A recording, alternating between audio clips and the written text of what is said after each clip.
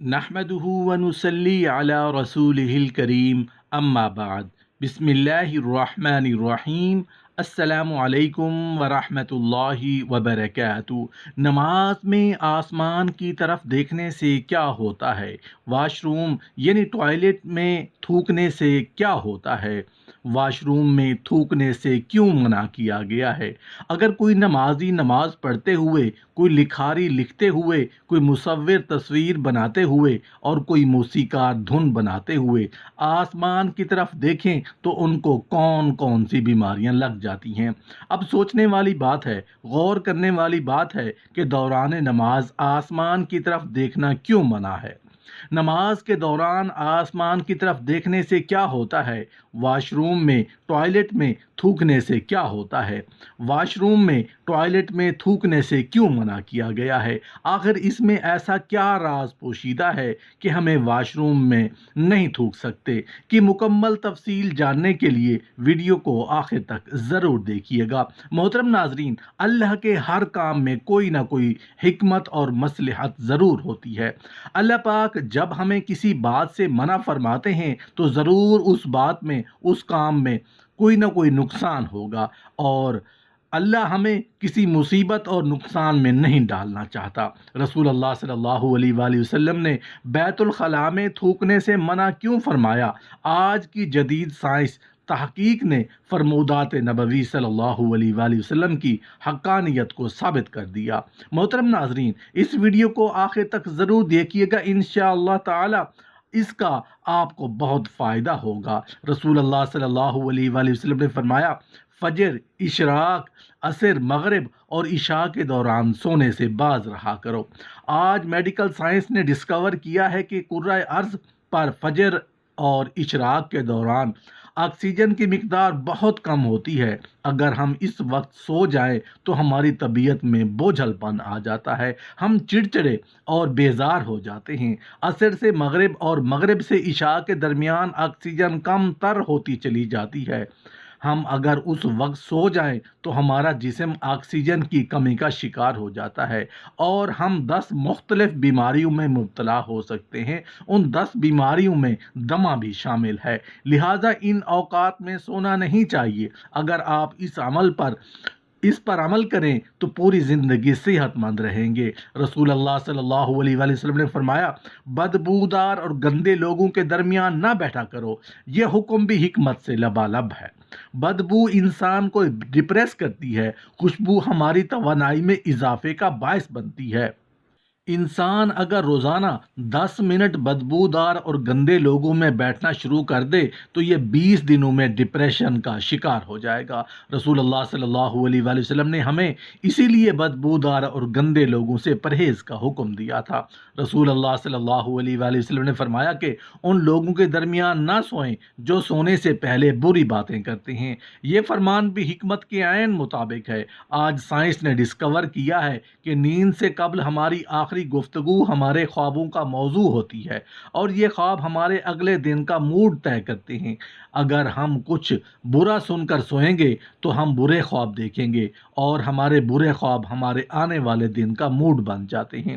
ہم خوابوں کے طے کردہ موڈ کے مطابق زندگی گزارتے ہیں، چنانچہ نیند سے قبل ہماری آخری محفل اچھی ہونی چاہیے، تو ہی ہمارا دن اچھا گزرے گا۔ رسول اللہ صلی اللہ علیہ وسلم نے فرمایا، بائیں ہاتھ سے نہ کھاؤ۔ یہ فرمان بھی عین سائنس ہے۔ ہمارے دماغ کے دائیں اور بائیں حصے مثبت اور منفی ہوتے ہیں، یعنی جب ہم دائیں ہاتھ سے کھاتے ہیں تو ہماری سوچ مثبت ہوتی ہے، اور جب ہم اپنے بدن کو بائیں ہاتھ سے کھلاتے ہیں تو ہماری منفی سوچ طاقتور ہوتی چلی جاتی ہے۔ آپ اس بات کا مشاہدہ کر لیں کہ بائیں ہاتھ سے کھانے والے اکثر لوگ آپ کو منفی ہی ملیں گے۔ یہ ہمیشہ آپ کو شک و شکایت، غیبت اور دوسروں کو نقصان پہنچاتے نظر آئیں گے۔ رسول اللہ صلی اللہ علیہ وآلہ وسلم نے فرمایا، نماز کے دوران آسمان کی طرف نہ دیکھو۔ یہ فرمان بھی درست ہے۔ آسمان میں ایک وسعت ہے، اور یہ وسعت ہمیشہ ہماری توجہ کھینچ لیتی ہے۔ ہم جب بھی آسمان کی طرف دیکھتے ہیں تو ہماری توجہ بٹ جاتی ہے، تو ہمیں توجہ واپس لانے میں ٹھیک ٹھاک وقت لگتا ہے، جبکہ نماز کے لیے یکسوئی درکار ہوتی ہے۔ ہم جب نماز کے دوران آسمان کی طرف دیکھتے ہیں تو ہم سجدے اور رکوع بھول جاتے ہیں۔ یہ فارمولہ تخلیقی کاموں کے لیے بھی اہم ہے۔ اگر کوئی لکھاری لکھتے ہوئے، مصور تصویر بناتے ہوئے، موسیقار دھن بناتے ہوئے آسمان کی طرف دیکھیں تو ان کا تسلسل ٹوٹ جاتا ہے، یہ اپنا کام مکمل نہیں کر پاتے۔ شاید یہی وجہ ہے کہ دنیا کا زیادہ تر تخلیقی کام بند کمروں میں مکمل ہوا ہے۔ انبیاء، اولیاء اور بزرگان دین نے بھی بند جگہوں پر اللہ سے لو لگائی۔ آپ صلی اللہ علیہ وسلم نے فرمایا کہ رفع حاجت کی جگہ یعنی ٹوائلٹ میں مت تھوکا کرو، کیونکہ یہ حکم اپنے اندر دو حکمتیں رکھتا ہے۔ بیت الخلاء میں تھوکنے سے بعد میں آنے والے کو بھی تکلیف ہوتی ہے، اور دوسرا ٹوائلٹ میں لاکھوں جراثیم ہوتے ہیں۔ جب ہم تھوکنے کے لیے منہ کھولتے ہیں تو یہ جراثیم ہمارے منہ میں چلے جاتے ہیں، پھر یہ ہمارے لعاب میں یعنی تھوک میں پرورش پاتے ہیں، یہ معدے اور پھیپھڑوں میں پہنچتے ہیں، جس سے ہم بیمار ہو جاتے ہیں۔ آپ کو یہ جان کر حیرانی ہوگی کہ ہماری ناک جراثیموں کو پھیپھڑوں تک نہیں جانے دیتی۔ ہماری ناک سے صرف کیمیکل داخل ہوتے ہیں، جراثیم زیادہ تر منہ سے ہی داخل ہوتے ہیں، اور ان کا بدن میں اترنے کا سب سے بڑا ذریعہ بیت الخلاء ہے۔ جب آپ ٹوائلٹ میں لمبی لمبی سانس لیں، تھوکنے، گانا گانے، آوازیں دینے یا موبائل فون پر بات کرنے سے پرہیز کریں، آپ کی صحت اچھی رہے گی۔ آپ صلی اللہ علیہ وسلم نے فرمایا، منہ سے کھانا نکال کر مت کھاؤ۔ سائنس سے اس کی حقیقت نظر آتی ہے۔ ہمارے منہ میں 10 کروڑ سے 1 ارب تک بیکٹیریا موجود ہوتے ہیں۔ یہ بیکٹیریا مہلک جراثیم بن جاتے ہیں، اور یہ جراثیم ہمارے کھانے میں مل جاتے ہیں۔ یہ کھانا جب معدے میں جاتا ہے تو معدے کے غدود ان جراثیم کو مار دیتے ہیں اور یہ ختم ہو جاتے ہیں، لیکن جب ہم جراثیم سے ملے ہوئے کھانے کو منہ سے نکال لیتے ہیں تو ان جراثیم کو آکسیجن مل جاتی ہے۔ یہ آکسیجن سیکنڈ کے 1000ویں حصے میں جراثیم کی تعداد خربوں تک پہنچا دیتے ہیں۔ یہ جراثیم معدے کے غدودوں سے بھی زیادہ طاقتور ہوتے ہیں۔ اس طرح یہ لقمہ ہمارے معدے میں پہنچ کر زہر بن جاتا ہے، اور یہ زہر ہمارے پورے نظام انہضام کو تباہ کر دیتا ہے۔ آپ کو زندگی میں کوئی ایسا شخص صحت مند نہیں ملے گا جس کو منہ سے لقمہ نکال کر کھانے کی عادت ہو۔ رسول اللہ صلی اللہ علیہ وسلم نے فرمایا کہ ہاتھ کی انگلیوں کو چٹکھایا نہ کرو۔ سائنس کا کہنا ہے کہ ہم میں سے جو لوگ انگلیوں کو چٹکھاتے ہیں یعنی ان کے کڑاکے نکالتے ہیں، ان کے جوڑ کھلنا شروع ہو جاتے ہیں اور جوڑ کمزور ہو جاتے ہیں، پھر یہ لوگ جوڑوں کے درد کی شکایت بھی کرتے ہیں۔ آپ صلی اللہ علیہ وسلم نے فرمایا، جوتا پہننے سے قبل اسے جھاڑ لیا کرو۔ ہماری زندگی کے عام واقعات میں کیڑے مکوڑے، بچھو، چھپکلیاں اور چھوٹے سانپ ہمارے جوتوں میں پناہ لے لیتے ہیں۔ ہمارے بچے بھی جوتوں میں کیل کانٹے یا بلیڈ وغیرہ پھینک دیتے ہیں۔ تو جب ہم جوتا پہنتے ہیں تو ہمارے پاؤں زخمی ہو جاتے ہیں یا کیڑے مکوڑے ہمیں کاٹ لیتے ہیں، لہٰذا جوتا پہننے سے قبل اسے جھاڑ لینا چاہیے۔ رسول اللہ صلی اللہ علیہ وآلہ وسلم نے فرمایا، لکڑی کے کوئلے سے دانت صاف نہ کرو۔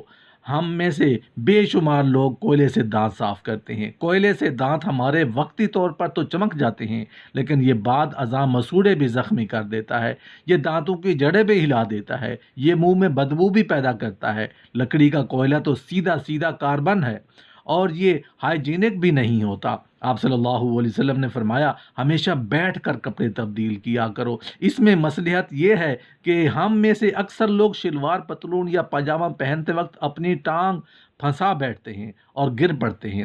زندگی میں ہر شخص کبھی نہ کبھی اس صورتحال کا شکار ضرور ہوتا ہے، بالخصوص بڑی عمر کے مردوں کو اس حوالے سے زیادہ احتیاط کرنی چاہیے۔ آپ صلی اللہ علیہ وسلم نے فرمایا، اپنے دانتوں سے سخت چیز مت توڑا کرو۔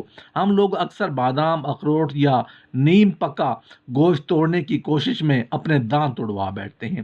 دانت زندگی کا اہم ترین حصہ ہے، اسی لیے آپ صلی اللہ علیہ وسلم نے دانتوں کو سخت چیزوں سے بچانے کا حکم دیا ہے۔